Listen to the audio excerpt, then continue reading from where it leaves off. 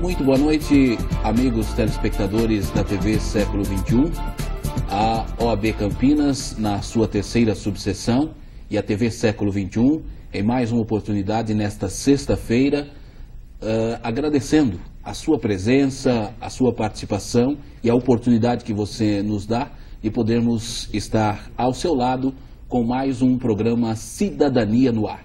Um programa que trata de assuntos que eles são dos mais diversos e assuntos que fazem parte do nosso cotidiano, do nosso dia a dia, assuntos que interessam a nossa sociedade, a coletividade, assuntos importantíssimos que são da atualidade e que merecem a nossa concentração dentro de todos os debates, sempre às sextas-feiras, aqui no programa Cidadania no Ar. Nós estamos hoje com um tema e que ele vai interessar, sem dúvida alguma, a grande parte de toda a nossa coletividade. O assunto é relacionado à proteção daquilo que nós chamamos propriedade intelectual, material e imaterial. E às vezes a gente diz assim, a propriedade intelectual, material e imaterial, né? Perguntar sobre crimes de violação de patentes, a quebra de patentes, o que vem a ser isso, curiosidade entre patentes e eventos, né? Qual a diferença nisso, o que são marcas, quanto tempo dura uma marca, né? Quais os tipos de marcas, curiosidades sobre as marcas, né? Existe pirataria? Quanto tempo de proteção tem uma marca, né? Existe proteção internacional para uma marca, para um produto? Enfim, todas essas perguntas e todos esses detalhes, eles vão ser esmiuçados no programa Cidadania no Ar desta sexta-feira. E para isso, nós convocamos dois dos maiores especialistas, né, no assunto, para que eles possam trazer ao nosso programa Cidadania no Ar todo o brilhantismo que ele merece e possam trazer principalmente toda a orientação necessária aos nossos telespectadores. Estou falando do Dr. Paulo Roberto Toledo Correia, que foi presidente do Conselho, vice-presidente e diretor cultural da Associação Paulista da Propriedade Intelectual, membro da Associação Brasileira da Propriedade Intelectual, a BPI, da Associação Internacional para a Proteção da Propriedade Intelectual e pós-graduado em nível de especialização e mestrado pela Faculdade de Direito da Universidade de São Paulo. Dr. Paulo Toledo Correia, é uma satisfação e um prazer recebê-lo no nosso Cidadania no Ar e hoje vamos falar sobre propriedade intelectual, material e imaterial. Boa noite. Boa noite. Obrigado pela apresentação e eu gostaria de iniciar falando um pouco sobre a importância desse assunto para que nós estamos vivendo um momento de euforia no Brasil onde o tempo todo nós escutamos a mídia falando de crescimento econômico, que o Brasil é o país da moda, que o Brasil é um país que precisa passar de exportador de commodities para exportador de tecnologia, enfim, que o Brasil precisa ganhar mais respeito. Hoje o Brasil já é a 8ª economia do mundo, então esse assunto é um assunto que eu creio ser bastante maduro para que nós possamos assim dissecá-lo, né, discutirmos a respeito, porque o Brasil realmente, se quer ter um respeito maior perante a comunidade internacional, ele deve ter uma ampla proteção à propriedade intelectual. E estamos recebendo também, para nossa satisfação e com muita honra, Dr. Jorge Raimundo Filho. Dr. Jorge é advogado especializado em propriedade intelectual, presidente do Conselho Consultivo da Interfarma, que é a Associação da Indústria Farmacêutica de Pesquisa, e membro do Conselho Diretor da Associação Brasileira da Propriedade Intelectual. E traz também no seu currículo uma condecoração muito importante a nível internacional pela Rainha Elizabeth da Inglaterra, e isso ocorreu no ano de 2001. Ele foi condecorado como membro da Ordem do Império Britânico.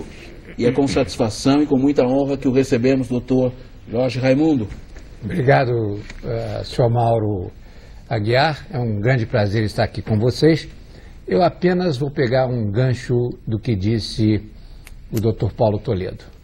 Realmente, o destino do Brasil dependerá se nós quisermos ser um país vendendo commodities ou se nós quisermos ser um país de tecnologia.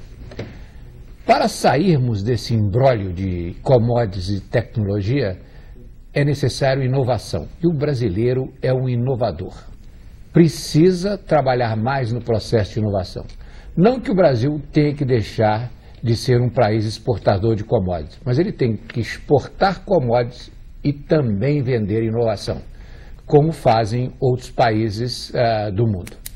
E muito boa noite, senhores telespectadores, e é um grande prazer que eu vou estar aqui hoje conversando com os senhores sobre esse tema tão atual que é a propriedade intelectual, que no fundo depende de inovação. Sem inovação não há propriedade intelectual. E com uma presença sempre brilhante e que se justifica a cada sexta-feira, uma opinião sempre muito séria, muito bem colocada, muito contundente, está aqui o presidente da Ordem dos Advogados do Brasil da cidade de Campinas, nessa terceira subseção, doutor Sérgio Valim Filho. Doutor Sérgio, é uma satisfação mais uma vez recebê-lo, estarmos aqui juntos para o comando de mais um programa Cidadania no Ar. Boa noite, Mauro, boa noite, doutor Jorge, boa noite, Paulo Roberto, é uma honra tê-los aqui, principalmente porque vai, como a gente tinha discutido anteriormente, tentar desmistificar o tema, né? Esse programa ele atinge uma população que vai do norte a sul do país, né? E uma população que tem ansiedade de conhecer, né? De se passar ou de ter um pouquinho de cultura. E eu tenho certeza que os nossos convidados vão conseguir transmitir essa matéria que, para a população de uma maneira geral, pelo nome, até pelo próprio nome, né, do tema, tem uma certa resistência, mas a certeza absoluta de que vocês vão conseguir transmitir de forma clara e fácil de se entender é que nos deixa motivados a participar desse programa. Muito bem, vamos ao tema. Doutor Jorge, o que é a propriedade intelectual? A propriedade intelectual é, na verdade, um direito. É uma parte do direito que estuda uma propriedade imaterial. Todo mundo sabe que propriedade é o que você detém, é o que você tem. Quem tem uma propriedade geralmente lembra da sua propriedade material. Eu tenho essa caneta, ela é a minha propriedade material. Eu tenho uma casa. Ora, a casa é minha propriedade. Essa casa que é minha propriedade é a minha propriedade material. Eu tenho um automóvel, ele também é minha propriedade. Agora, imagine uma coisa que você não pega, que é o conhecimento. Não é material, ele é imaterial. É uma propriedade do conhecimento. A propriedade intelectual, quando você fala intelecto, intelectual, é conhecimento.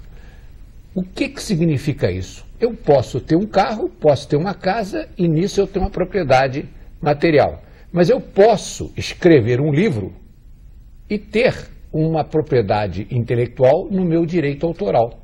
Eu posso inventar um produto e na invenção desse produto obter uma patente e esse produto é uma propriedade minha imaterial, porque é a invenção que eu patenteio. Então, a distinção muito simples é que a propriedade intelectual é uma área do direito que estuda os bens imateriais, que são bens que vêm do conhecimento, são bens que vêm do conhecimento humano, do indivíduo que inova, não é descoberta.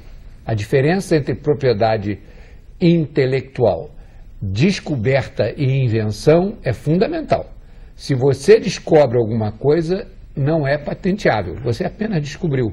Se você inventou alguma coisa, é patenteável, aí é um direito imaterial. Então é basicamente isso, Mauro Aguiar, que é a propriedade intelectual. Muito bem, doutor Sérgio. Doutor Paulo, quais são os ramos da propriedade intelectual? Bom, eu sempre uso um exemplo muito didático, muito simples, que aprendi na época de faculdade, né? O direito imaterial, ele é uma árvore, e esta árvore ela tem dois ramos. Um ramo é dos direitos autorais e outro ramo é do direito da propriedade industrial. Esta árvore toda é a propriedade intelectual. O ramo dos direitos autorais protege as artes, a literatura, as fotografias, a música, o teatro, o sermão, e protege toda essa área da criação, né, imaterial. E a propriedade industrial protege as patentes, as marcas, o software, protege a biotecnologia, enfim, as indicações geográficas. A propriedade industrial ela tem um cunho focado mais na área industrial, enquanto que o direito autoral mais na área artística. Muito bem, nós estamos com o Dr. Jorge e Dr. Paulo e estamos falando sobre propriedade intelectual.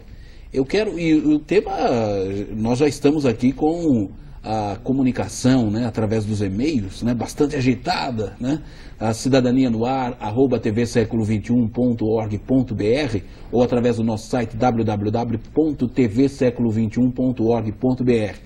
Mas eu quero perguntar para o Dr. Jorge o seguinte, ele há pouco falava e dizia o seguinte, se você descobriu algo, isso não é patenteável. E se você inventou algo, isto sim é patenteável, né? Então a pergunta que eu vou deixar para o próximo bloco, Dr. Jorge, é o seguinte, o que nós poderemos compreender seja uma patente, né? E qual a história da patente, como que surgiu isso, já que o senhor teve uma condecoração com a Rainha Elizabeth em 2001, mas eu acho que essa patente vem de antes, né? Muito antes, mas nós queremos saber isso já já, depois de um rápido intervalo. O Cidadania no Ar, um programa da OAB Campinas e da TV Século XXI, está falando sobre propriedade intelectual. Já já nós voltamos.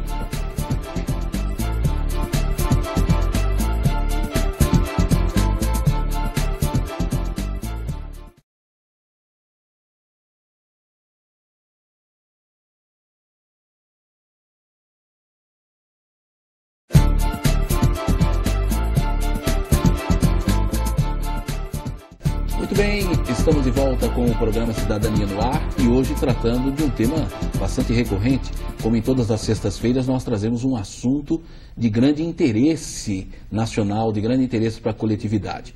E hoje nós estamos falando sobre a propriedade material e intelectual, estamos falando sobre direitos autorais e o que são os direitos autorais, como eles se efetivam na prática. E estamos recebendo, com muita satisfação, as presenças do Dr. Jorge e do Dr. Paulo, especialistas no assunto. E eu deixava para o Dr. Jorge a seguinte pergunta quando nós saímos para o intervalo. O que são patentes, né? Qual a sua história nos últimos séculos? O que é uma patente, Dr. Jorge? A patente é um documento de direito que dá por tempo determinado ao indivíduo o direito de ter exclusividade sobre a sua invenção por um tempo limitado. Quando a gente diz por um tempo limitado, é porque a patente não é ad eterno. A patente ela tem um tempo. Eu invento um determinado produto, mostro que esse produto é inovador, que eu não copiei nada de ninguém, que a invenção é toda minha, passo por um processo de crivo no Instituto Nacional de Propriedade Intelectual no Brasil, que avalia detalhe por detalhe da minha invenção e chega, por exemplo, à conclusão, depois de 3, 4, 5 anos, que aquele meu pedido de patente era válido. E ela me dá um período de patente válido que as pessoas confundem, muitas vezes, o tempo. O tempo de patente no Brasil é de 20 anos, do dia do pedido da patente. Ele não é 20 anos do dia que o INPI concedeu a patente. Se o INPI demora 8 anos para conceder uma patente, que é o que está acontecendo no Brasil, você só tem 12 anos de exclusividade. Se o INPI demorasse 5 anos, você teria 15 anos de exclusividade. O tempo total são 20, mas nunca, ninguém tem 20 anos de proteção. Mas a patente, então, como eu te disse, é um direito temporário para garantir o inventor o usufruto da sua invenção por um tempo limitado. Agora, o senhor me perguntou, João Mauro Aguiar, sobre a história das patentes. Nós, no Brasil, muitas vezes pensamos que patente é um negócio extremamente novo, que começou agora, que estamos falando de patente. Mas as patentes começaram em 1449, na cidade de Uitenham, na Inglaterra. Havia um senhor na Inglaterra chamado John, que foi conhecido como John of Uitenham, que ele inventou, depois de muito estudo, um processo de fazer o vidro, de fazer aquelas bolhas de vidro, fazer bolas de vidro com sopro. Mas foi uma invenção dele, que trabalhou anos e anos ali, ele era um artesão, e no dia que ele colocou as primeiras bolhas de vidro no mercado e mostrou às pessoas, todos ficaram maravilhados. Que coisa maravilhosa, mas como é que faz isso? E ele não podia explicar porque ele queria ter o domínio daquela sua invenção. Então o governo inglês deu ao John Uitenham 20 anos de exclusividade, de 1449 até 1469, para que ele explorasse aquele benefício dele, aquela invenção dele, desde que ele ensinasse a outros artesãos ingleses como se fazia aquilo. Então ele recebeu o direito de exclusividade, mas teve que ensinar. Então ele tinha que ensinar a todos os outros cidadãos como é que se fazia aquele modelo de soprar o vidro. Isso foi feito em 1449, ele garantiu a exclusividade de vender o produto, mas a Inglaterra passou a produzir depois, o único país do mundo, a produzir em alta escala esses vidros que foram inventados pelo John. Em 1474, Veneza era conhecida como a capital do mundo, que era a grande exportadora de bens, tudo saía de Veneza. O governo de Veneza, então, criou a Carta de Veneza, dando para os produtos que fossem feitos em Veneza a exclusividade para venda no mundo, em 1474. Em 1624, veio a primeira lei inglesa, uma lei que foi chamada de Estatuto de James, que dava também 20 anos de proteção aos inventores ingleses. Em 1790 veio a primeira lei americana, que foi uma lei já feita para atender às demandas dos inventores americanos. Em 1791 veio a lei francesa e, amigos, em 1809, Dom João VI fez o Alvará de Dom João. E o Alvará de Dom João dizia o seguinte: os produtos manufaturados no Brasil terão exclusividade para aqueles inventores que manufaturarem os produtos. E o Brasil passou a ser, então, um dos primeiros países do mundo, já em 1809, a ter uma lei de propriedade intelectual, que era o Alvará de Dom João. E depois seguiu aí com 1882, que foi a primeira lei de propriedade intelectual do Brasil. O Brasil assinou a Convenção de Paris em 1883, veio fazendo modificações na lei e veio caminhando de 1800, 1900. Você vê que o Brasil sempre foi um país que respeitou o direito autoral, o Brasil sempre foi um país que o Brasil não é pirata, o Brasil sempre respeitou a propriedade intelectual, mas em 1945 o governo decidiu não mais proteger com direito de exclusividade medicamentos e alimentos. Então o Brasil ficou de 1945 a 1996 sem o respeito à propriedade intelectual para medicamentos e alimentos. Foram 51 anos que o Brasil desprezou o direito à propriedade intelectual para esses dois itens. E nesse período se perdeu um pouco da cultura da propriedade intelectual. Porque você imagina um país ficar 51 anos sem ter a matéria discutida nas universidades, sem ter um juiz para julgar um caso de propriedade intelectual de medicamentos. É exatamente meio século, né? Meio século. Então esse foi um problema sério para nós. Até que em 1996 veio a nova lei que está em vigor atualmente. Uma coisa curiosa da questão das patentes aí, é que o Brasil até então, aqui é com o Brasil colônia, até a chegada de Dom João VI, aqui no Brasil nós só podíamos produzir o tecido para a roupa dos escravos, ou seja, era só extrativismo. A partir da chegada de Dom João, nós começamos a ter essa lei das patentes, da lei o Alvará, e com essa lei o Brasil inicia um processo de industrialização e nós temos algumas marcas daquela época, marcas muito antigas ainda já se perpetuando na nossa história. Outro detalhe muito curioso desta época é que Dom Pedro II era um grande entusiasta dos inventos.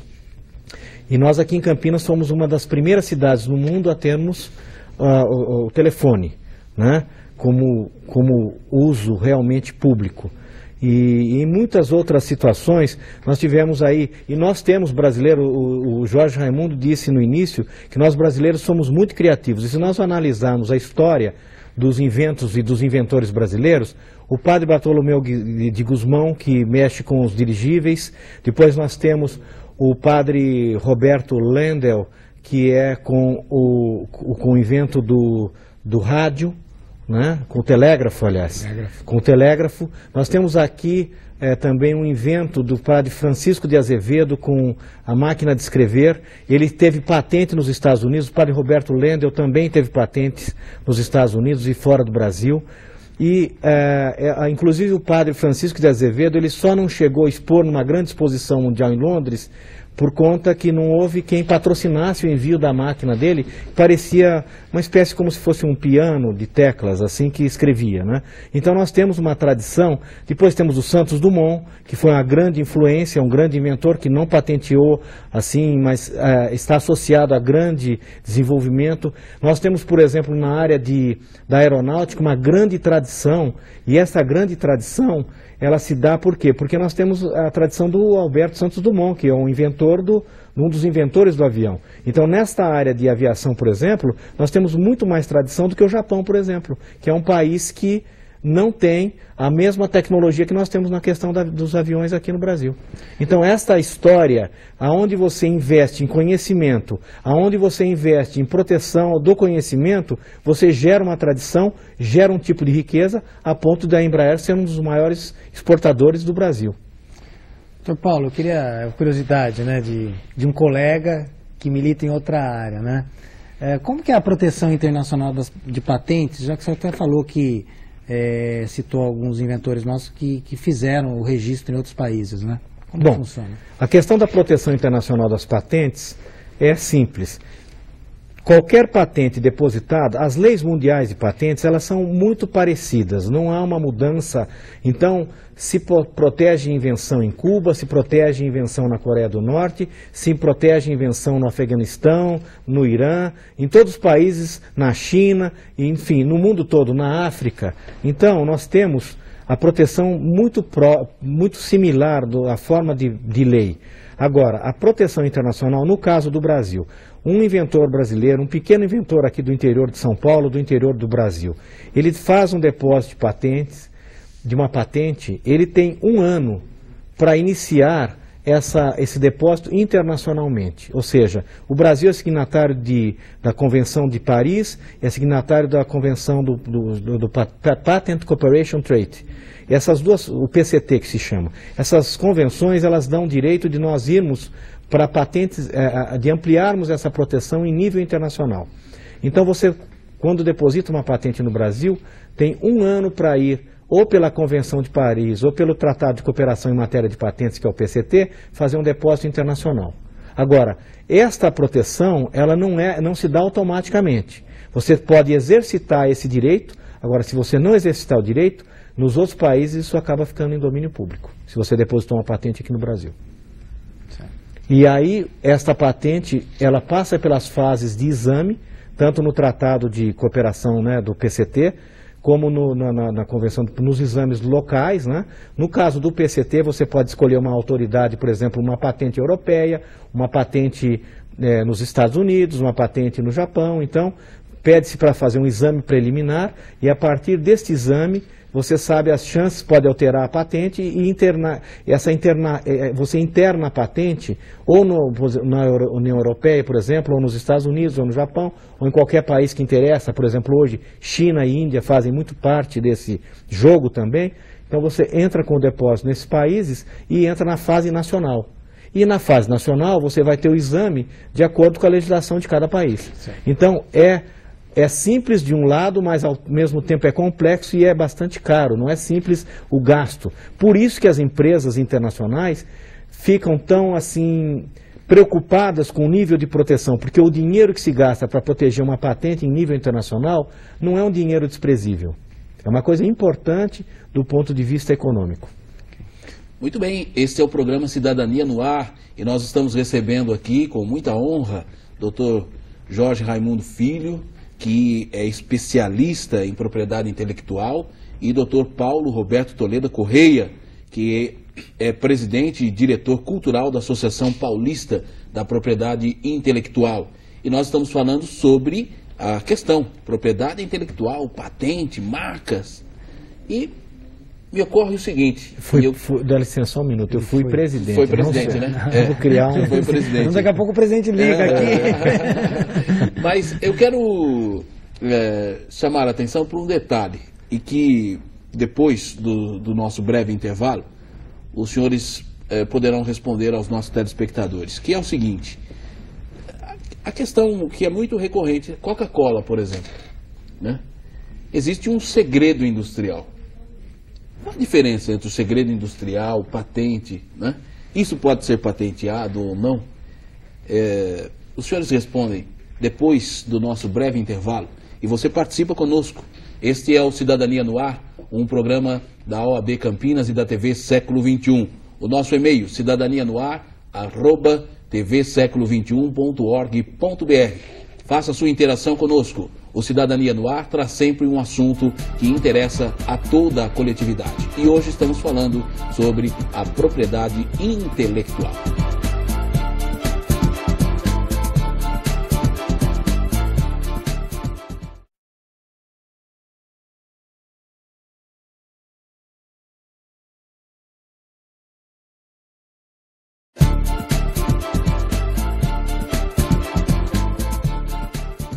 Muito bem, amigos, estamos de volta com o programa Cidadania no Ar, o programa da OAB Campinas, na sua terceira subseção, e a TV Século XXI.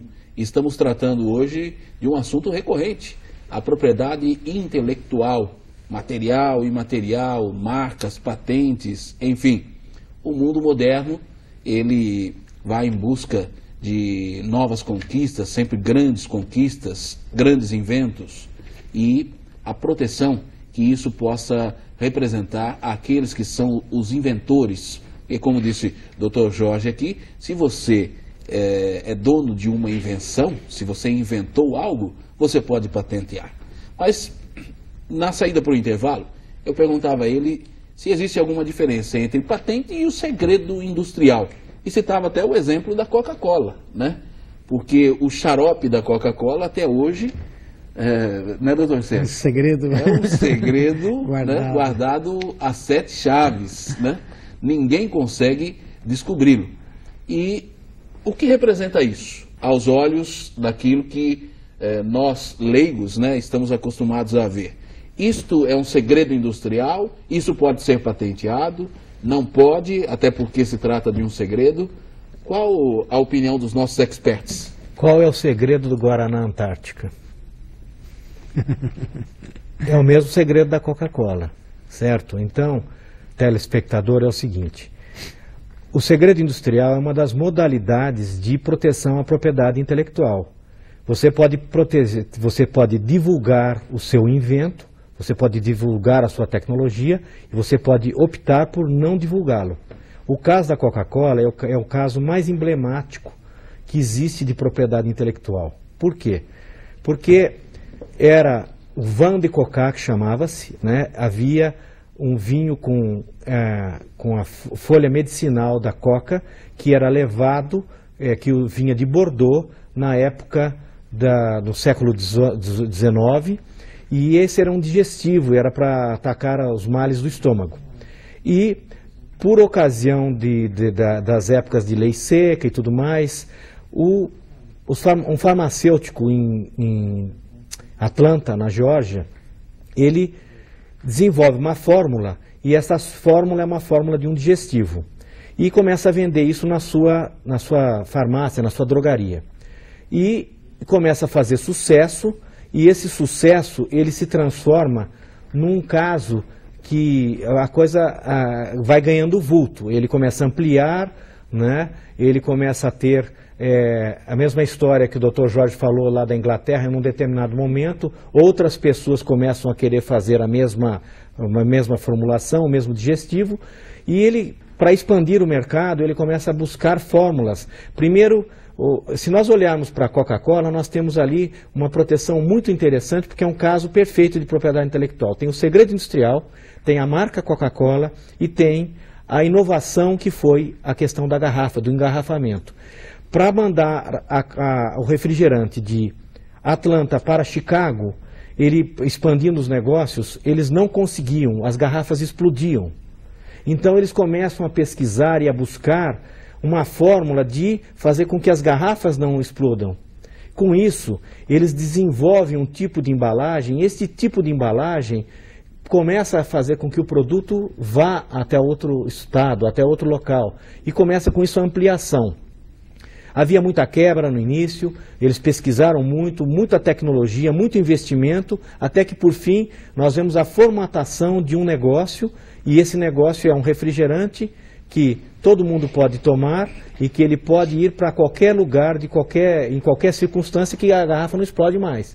Com isso, nós olhamos toda a cadeia que, olha o que a Coca-Cola fez em nível mundial. Eu falei do Guaraná Antártica, não existiria o Guaraná se não tivesse havido a Coca-Cola. E não existiria a Coca-Cola se não existisse a proteção à marca e ao segredo de negócio. Então, essa é uma questão que realmente o mercado ele deve ser regulado de uma forma bastante... Quer dizer, o mercado se autorregula, é lógico que o governo pode intervir. A Coca-Cola, por exemplo, ela foi muito perseguida durante períodos entre os anos 30, os anos 20 e os anos 40, porque eles gostariam que ela divulgasse o que havia de componentes. O componente era a cafeína e o componente, no outro sentido, era a coca descocainizada. Então isso a Coca-Cola tinha horror de saber como é que era feito, e o produto ele realmente é um produto tranquilo, um produto benéfico, não tinha problema nenhum. E dentro dessa história, dessa cadeia, por exemplo, surge a Pepsi-Cola, surge a história do Guaraná Antártica, surgem as cervejas engarrafadas, surgem as águas engarrafadas, surge toda essa indústria em nível mundial. Olha quantos milhões de empregos graças ao quê? A proteção de um segredo de negócio, a proteção de uma marca e a inovação de uma empresa que apostou naquela garrafa que todo mundo tem como ícone. Né, que até artistas como o Andy Warhol, por exemplo, ele fez, né, tem quadros com Coca-Cola, fotos com Coca-Cola, e muitas pessoas, quer dizer, a gente vê que essa situação da proteção, ela gerou riqueza, né, trouxe conhecimento, trouxe riqueza, trouxe... Uma marca de conhecimento mundial, né? Mauro, eu vou pegar exatamente, eu acho que o Paulo deu uma explicação muito clara sobre isso, mas a grande diferença que você perguntou entre segredo industrial e patente é a beleza da patente. Você, quando pede uma patente, deixa eu só explicar um detalhe para o telespectador. A patente é apenas um documento, é um papel. Um documento que o governo te outorga e diz para você o seguinte: a tua invenção, garantida por esse documento, tem uma proteção de X anos, 20 anos, 15 anos. Agora, para que o indivíduo obtenha a patente, ele tem que dar todo o método descritivo, ele tem que informar toda a formulação, todos os detalhes, ele tem que dar para a sociedade a explicação sobre o seu invento, para que ele tenha um período de exclusividade. Porque se ele não explicar como é que faz, qual é a vantagem para o Estado dar a garantia exclusiva para ele? O que interessa ao Estado é que o indivíduo faça o que é conhecido como disclosure, que ele faça a abertura das informações para que todos tenham acesso àquele conhecimento e, a partir daquele conhecimento, façam inovações incrementais. Você procura aquilo que foi inventado e melhora aquilo. O segredo industrial, não. O segredo industrial, você não faz a disclosure, você não abre os seus detalhes, você não explica como é feito. Na patente, você é obrigado a explicar o que é feito. Essa basicamente é a diferença, Mauro, entre um e outro. E uma coisa que eu deixei de falar, aproveitando também o que o Dr. Jorge fala, é o seguinte: a proteção do segredo, ela se dá muito mais no aspecto contratual entre os funcionários, entre os detentores dos segredos das companhias, né? Então, como eu falei, o Guaraná Antártica é uma coisa extremamente brasileira, é um genuinamente brasileiro, né? E ninguém que faz o Guaraná Antártica, né? Aqui todo mundo busca o sabor do Guaraná. Os estrangeiros que vêm aqui, enfim, todo mundo busca sempre o sabor do Guaraná, e é o Guaraná Antártica, não é Coca-Cola. Não é porque é multinacional, não é porque é empresa americana, é uma empresa brasileira. É o caso dos famosos pastéis de Belém, né? Exatamente. Você vai lá em Portugal e só eles sabem fazer daquele jeito. É verdade. Agora, o interessante do caso que ele está explicando é que dentro das empresas há grupos de funcionários estanques. Esse só faz isso e não conhece o que o outro faz. Esse só faz aquilo e não sabe o que o anterior fez. Quando o produto final fica pronto, que passou por uma sequência de funcionários, ninguém sabe o que o outro fez. Senão, se não garantiria o segredo industrial. Esse é o segredo do segredo. Praticamente isso. Doutor Paulo, o senhor falou de uma grande marca, né? Mas e as pequenas marcas, viram grandes negócios também? Viram, muitas pequenas marcas viram grandes negócios.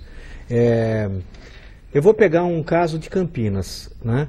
Há mais ou menos uns 20 e poucos anos, eu fui procurado por um empresário daqui de Mojimirim na época, Carlos Martins. Ele pediu que fizesse ele tinha uma marca Conversation Center, essa marca sempre estava sendo indeferida. E ele me procurou um dia e falou: Paulo, o que você acha da marca Wizard of Conversation?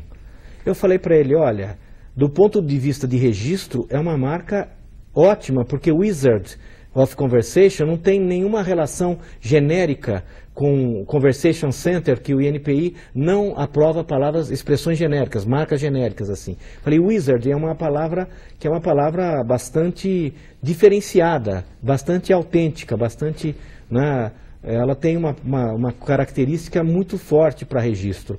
E nós fizemos na ocasião o depósito da marca Wizard of Conversation e a marca foi concedida. Hoje a gente sabe que essa marca é uma das maiores marcas do mercado mundial do ensino de idiomas. Então uma pequena marca pode virar um grande negócio. Eu estou falando de uma coisa regional que aconteceu aqui nessa cidade de Campinas.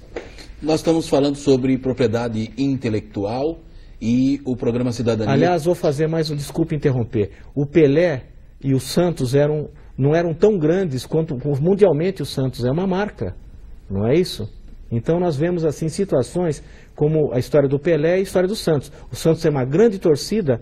Por quê? Porque surgiu um evento e esse evento trouxe um grande benefício do ponto de vista imaterial.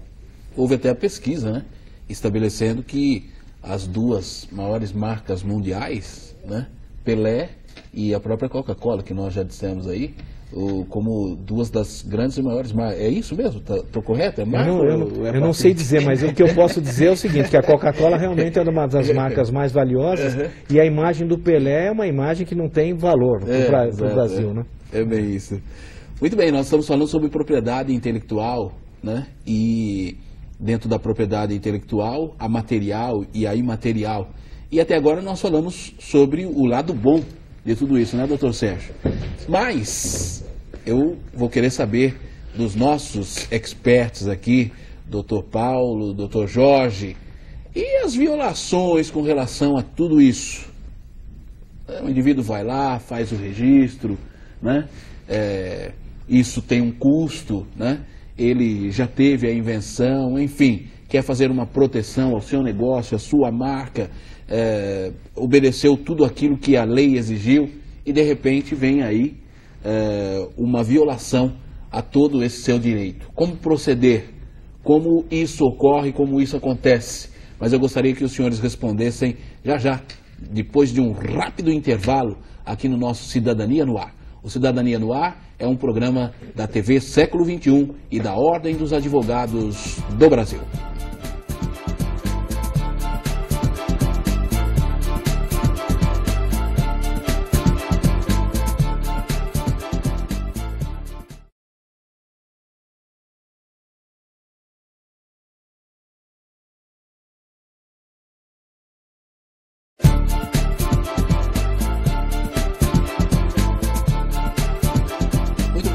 Estamos de volta com o programa Cidadania no Ar, um programa da TV Século XXI e da OAB Campinas na sua terceira subseção. E o assunto bastante interessante, agitados aí os nossos bastidores, né? Muita gente nos e-mails e querendo tirar suas dúvidas, trazer opiniões, e é sempre muito bom que você possa interagir conosco. Nós queremos e temos a satisfação enorme em receber a sua comunicação, a sua atenção e, principalmente, queremos entrar com muito respeito no seu lar, na sua casa, onde quer que você esteja, com o nosso programa Cidadania no Ar. E no intervalo nós falamos sobre a questão da violação das marcas, né?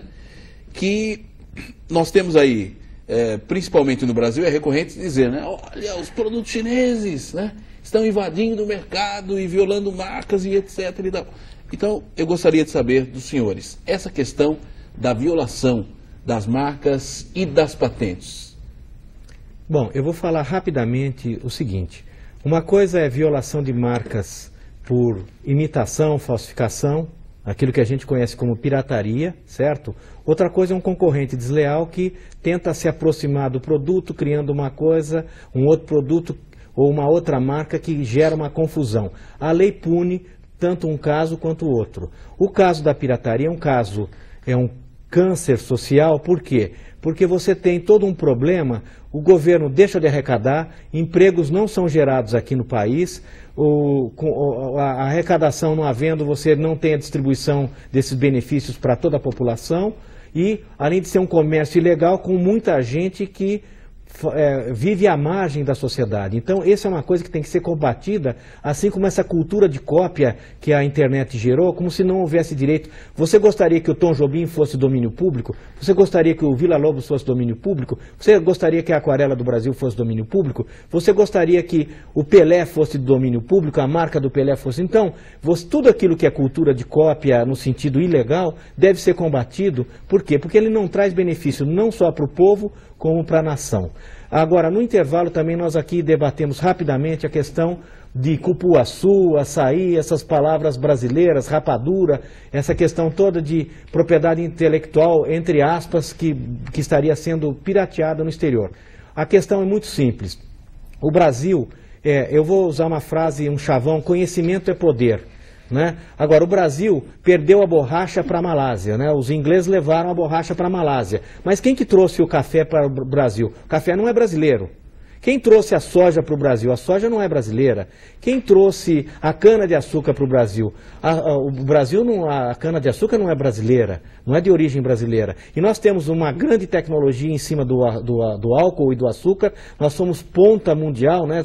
Tecnologia de ponta em nível mundial. Portanto, essa questão dessa vulgarização que se fala de biopirataria, o que é? Uma montanha de ferro sem aplicação de conhecimento é uma montanha de ferro. Uma montanha de ferro com conhecimento aplicado pode ser aço de ótima qualidade, pode ser bateria para um relógio, pode ser um elemento, arte, né? Uma obra de arte, enfim, você tem que aplicar o conhecimento para ter a propriedade intelectual. E na questão do açaí, do cupuaçu, nessas questões todas, isso daí é o seguinte, como eu falei, às vezes vai parar, a pirataria não é um fenômeno brasileiro, é um fenômeno mundial. Eu falei Guaraná Antártica, ele foi pirateado na Alemanha, na Europa, e muitos outros lugares, provavelmente, eu tenho certeza da Alemanha, em um determinado momento. Então, essa questão é uma questão que não é global. Música brasileira pirateada, coisas brasileiras pirateadas. Agora, eu gostaria de perguntar ao Dr. Jorge sobre a questão das patentes, as violações das patentes e essa questão das commodities,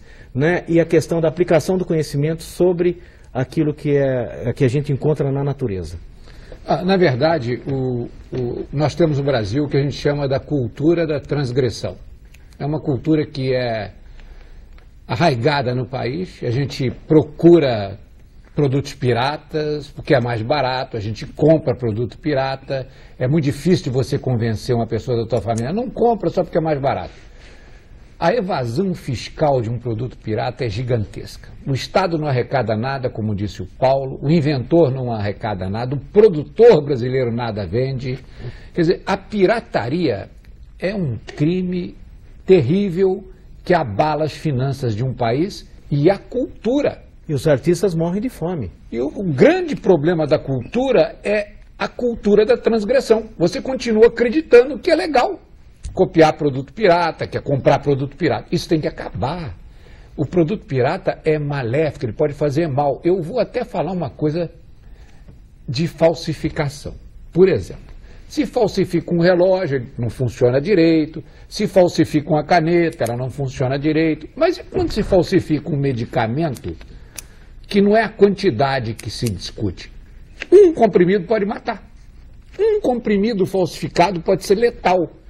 Então, muitas vezes, quando a gente fala em falsificação, não é nem o volume, é o que ele representa na falsificação. E essa cultura da transgressão tem que acabar no Brasil. A lei de propriedade intelectual no Brasil mostra que o detentor da patente, aquele que tem a carta patente, que tem um prazo para explorar a sua patente, tem também na lei o que se chama licença compulsória. Se ele abusar da sua patente, se ele abusar economicamente, se ele não passar as informações corretas, tem vários artigos a partir do artigo 71 da lei que dá licença compulsória. Qualquer um pode fabricar se o governo quiser. Mas eu gostaria de chamar a atenção de uma coisa que eu acho extremamente importante da lei de propriedade intelectual. O que ela faz? Ela faz com que você, quando peça a sua patente, você fale o seu invento, descreva seu invento. O que isso promove? Inovação. Tem que se inovar. Quem dos senhores telespectadores não se lembra que há 30 anos atrás no Brasil, para se ter um telefone, tinha que ir na companhia telefônica, se registrar, para fazer uma ligação telefônica, você tinha que ir num posto telefônico, pedir a ligação, esperar horas. Há uns 20 anos atrás, nós no Brasil tínhamos que se declarar no imposto de renda que tinha um aparelho telefônico. Hoje, 30 anos passados, 30 anos atrás foi inventado o telefone celular. E hoje no Brasil nós temos mais telefone celular que temos de população. Nós temos quase 200 milhões de habitantes e temos mais de 200 milhões de aparelhos celular. O que significa isso em matéria de inovação? Gente, há 30 anos atrás não existia e hoje é uma inovação que permeia a sociedade. Quase todo mundo tem um telefone celular. E esse telefone celular é um aparelho que não é de graça. Ele tem um custo para o seu inventor e para quem compra o seu aparelho. E com ele você fala para onde você quer, você se comunica. O Brasil não inventou e não inovou. Não inventou o telefone celular, mas o Brasil continua vendendo feijão, continua vendendo soja, continua vendendo café, continua vendendo açúcar e deve continuar sendo o celeiro mundial disto. Não estou falando para não ser. O Brasil tem que ser o celeiro mundial de alimentação, porque o mundo precisa disso. Mas avalie o bem da inovação. Um caminhão cheio de soja vale menos que uma caixa, mais ou menos desse tamanho, cheio de telefone celular. Que é inovação, é invenção. Então nós temos que partir para continuar sendo um país produtor de alimentos para o mundo, mas temos que dar vazão ao nosso conhecimento e inovar, criar coisas novas que têm valor agregado, para que possa gerar riqueza e mais empregos para os brasileiros. E aí o senhor quer traçar um parâmetro entre nós buscarmos produzir tecnologia, né, e a questão das commodities, né? Eu diria até para o senhor o seguinte, a Embrapa é por causa da inovação da Embrapa que a nossa cana-de-açúcar produz e é tão boa no volume que é, porque não tem praga, produz em qualquer época do ano, porque foi um desenvolvimento da própria Embrapa, uma inovação da Embrapa. Então a Embrapa é uma grande inventora brasileira, como é a Petrobras, como é a Vale do Rio Doce, tem um grande número de empresas que inovam no Brasil. Mas nós estamos muito atrasados ainda em matéria de inovação. Se você comparar com Finlândia, com certos países, a Finlândia tem empresa de telefone celular que vende no mundo inteiro, você tem outros países pequenos como a Suíça, que tem grandes coisas em Suécia, e não são países gigantescos. E o Brasil é um país que poderia e poderá, num futuro muito próximo, trazer inovações essenciais, não só descobertas, mas inovações para gerar emprego, para gerar riqueza e para proteger quem inventa. Não, eu queria aproveitar a oportunidade e perguntar, né? É algo que no dito popular se fala muito, né? Mas é bom a gente também tentar explicar para a população. O que significa a quebra da patente, Paulo? Quebra da patente, na verdade isso ficou muito vulgarizado pela imprensa, que fez com que as pessoas entendessem que é uma quebra. Nunca existiu quebra de patentes aqui no Brasil, é uma ameaça, não é, quando não há negociação, tal, porque vai quebrar a patente. Quebrar a patente é como se fosse transformar ela em domínio público e desapropriar uma patente praticamente. E nós temos um instrumento que o Dr. Jorge falou, que é a licença compulsória. Se uma empresa faz um mau uso da patente, ela pode ocorrer ali uma licença compulsória, ela ser obrigada a entregar aquilo para um terceiro produzir. Então, a quebra de patentes, ela é uma expressão que tem sido muito usada de uma forma até infeliz. Eu até gostaria que o Dr. Jorge complementasse o que eu estou dizendo sobre quebra. Não, você tem toda a razão. A patente, como nós já falamos antes, é um documento que o Estado dá ao inventor, dizendo para ele que ele tem direito para usar aquela invenção por um período de 20 anos. Ele dá um documento. Eu não quebro esse papel, eu não consigo quebrar o papel. Eu consigo sim rasgar o direito. Eu rasgo o direito do indivíduo quando eu o ameaço e tiro dele o direito de usar essa patente. Ora, o que o Brasil tem são vários artigos a partir do 71 da Lei de Propriedade Intelectual que fala na licença compulsória, que é o nome técnico, licença compulsória, não quebra de patente, para os casos de abuso de poder econômico e não implementação de acordo com o que determina a lei da propriedade intelectual. Aliás, essa expressão quebra de patentes, ela só cria fissuras do ponto de vista de imagem do país lá fora, porque toda vez que você ameaça quebrar uma patente e invadir uma propriedade, é se apossar de algo que não é seu. Toda invasão é uma agressão. É uma agressão. E, do ponto de vista para um país que quer ser um grande protagonista em nível mundial, você gostaria que quebrassem a história, como eu falei, você gostaria que fosse domínio público, que desapropriassem o Tom Jobim, ou o Ari Barroso, ou enfim, o Villa-Lobos, ou o Portinari, quem que você... Então, essa questão, ela danifica a nossa imagem lá fora e mostra uma insegurança jurídica que não é própria de um país que quer ser um protagonista.